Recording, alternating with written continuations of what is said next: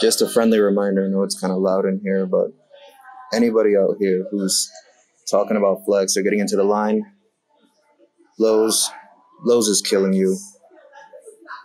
Lowe's is, there's no deals, there's no sales. You can see the dust. Nobody's trying these. It's for a reason. Good morning, evening, or afternoon, whichever one's going on for you at this current point in time. I wanted to make a small video. Again, nothing too crazy. Flex, your tools are dying at Lowe's. What I mean is there is a crazy layer of dust on all your tools. Some of them are missing. Some of them are just gone, like they're not on the shelf.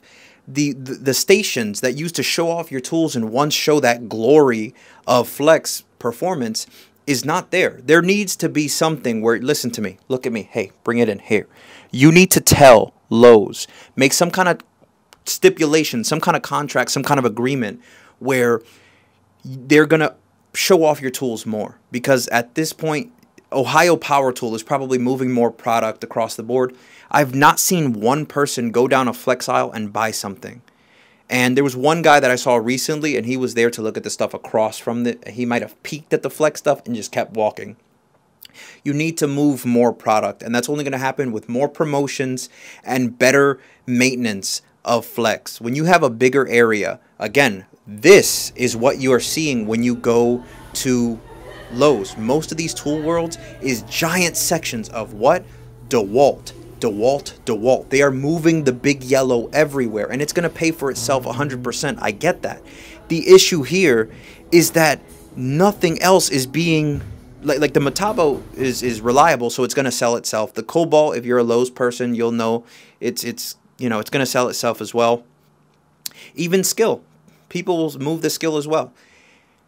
Even Craftsman. Technically, because it's like a subsidiary of DeWalt, not a subsidiary, but like it's owned by like the same like Black & Decker, Stanley, DeWalt, now Craftsman, you're seeing that even the red stuff is moving.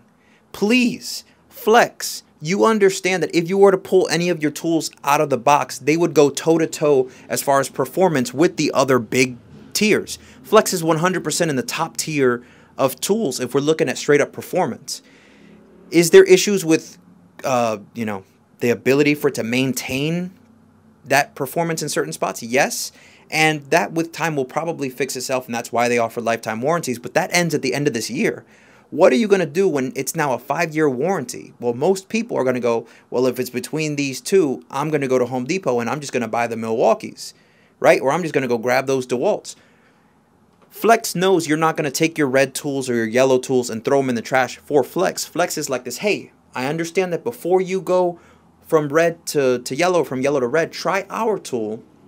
Because there's people that say, I've had my Milwaukees for 15 years or 20 years with my DeWalts, and they've never let me down. And that's great. I'm not saying I want your tools to go bad. What I'm saying is, if Flex is trying to get into the market after only being around for a few years, all their stuff is brushless. All their stuff is, you know, very heavy duty. So they need to get more in, and the only way that's going to happen is more promotions and more pushing of that product. Why do you think so many tool companies or so many tool newbies, they look like this? Why do you think it's so easy to get into Ryobi? Because with a 4-tool kit for only $200, and then they give you a free impact wrench, and you get the crown stapler for $80, $70, sometimes it's on sale $40, $30.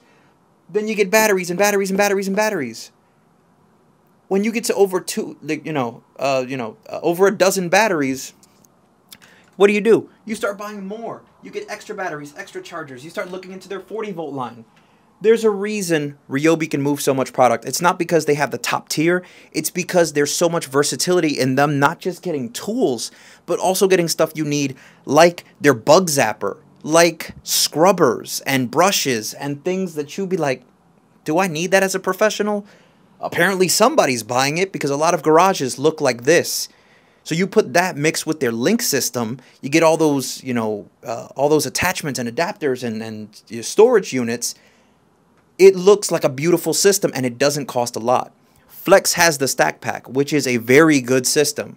You can't tell me that with performance parallel to DeWalt and Milwaukee as well, you want these yellow garages, these green garages to slowly turn gray. You have to do it. So Lowe's, Flex does have like these splashes of gray. Please, by all means, put green. They're like Ego and Flex have a little bit of green in them. Those little signs that say Flex, that is just a black sign with white letters that say Flex, throw splashes of green in there, please. Something that makes people catch what's a Flex? What does that do? And actually put the stations back. Look at this. Somewhere on the screen I'm going to put it. The stations are empty. The screws are there, the wood might be there, but the products themselves are not there. But if you look at the Craftsman station, those things are alive and well. The same thing with the Cobalts. No problem. And why? And I went up and grabbed them, and they're still charged. It's not like they're just sitting there dead for 20 years. They're still using them. Why is it those stations are allowed and we don't have the Flex getting pushed? I'm not a Flex person. I am a good tool person. Who gets my money is who makes solid tools. There's no question.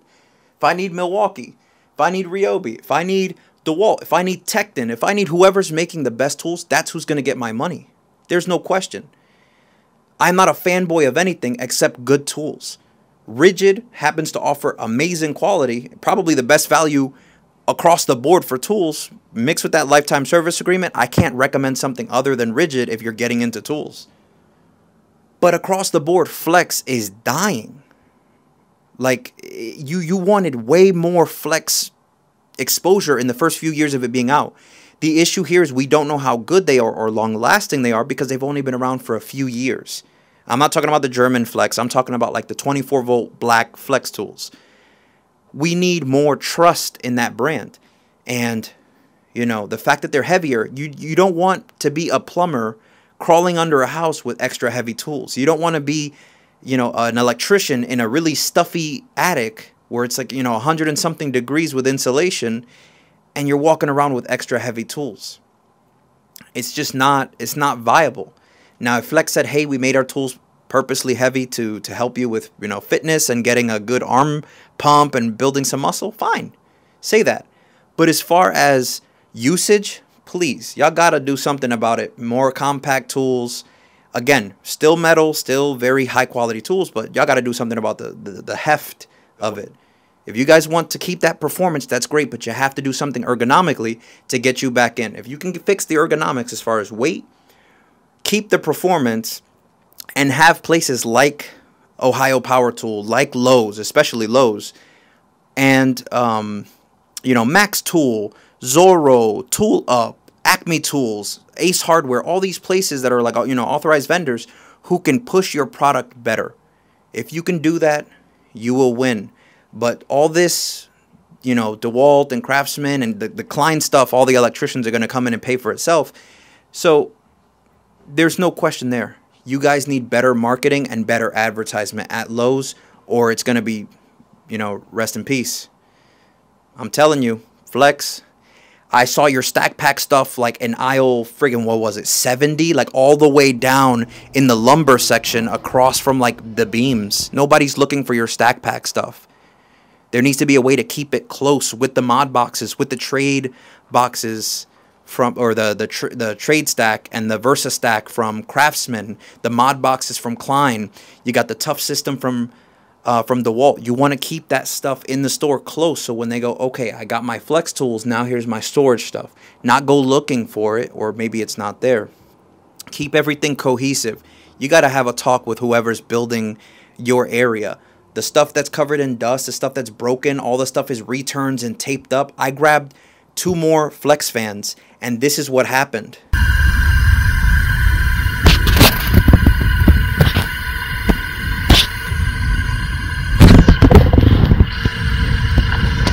So you can see there's like a sputtering stuff, and a lot of the other fans had like weird funky tape. I bought 2 fans. One of them I left in the store because it looked like it fell off the back of a truck into a piranha pit.